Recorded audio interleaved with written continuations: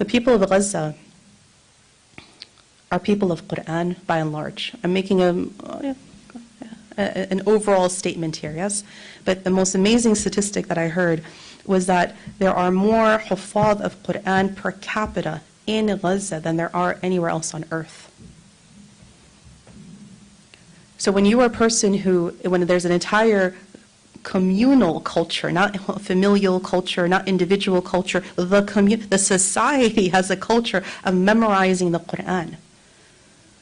Then when catastrophe hits and bombs and explosions and buildings falling and people dying, and you still have people say, La ilaha illallah Muhammad Rasulullah, or La hawla wa la quwwata illa billah, inna lillahi wa inna ilayhi raji'un. All of these, how is this coming out of their mouth? It's not coincidence. It's not coincidence. It comes out of this because they've trained their heart with dhikr.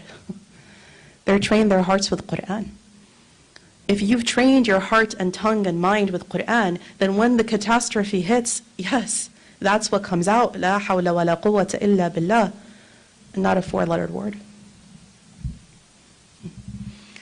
And you don't know until the catastrophe hits. That's when it shows. And that's the hadith of the Prophet ﷺ, where he passes by a woman who has a loved one who's just passed away, and she has her back turned so she can't see that it's the Prophet ﷺ. And she's carrying on, crying and wailing and kind of carrying on. I mean, she just had a death. I mean, it's a real, again, human emotion, right? And she's carrying forward. And so when she doesn't know who's behind her, right? When she hears a person say to her, right, this is not our way. And so she responds and she says, you don't know what I'm going through. And she never turns around to see who it is. And so the Prophet quietly continues carrying. He knows she's not in a state to say anything else, so he continues on his way. But the people that come to her and say, oh, it's the Prophet sallallahu alaihi wasallam, it's the Prophet, what are you saying?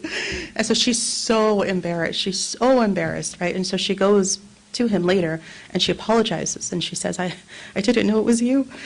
Right? And the Prophet ﷺ then teaches us something very important at that point, and this is where we have the famous hadith. As-sabr, patience.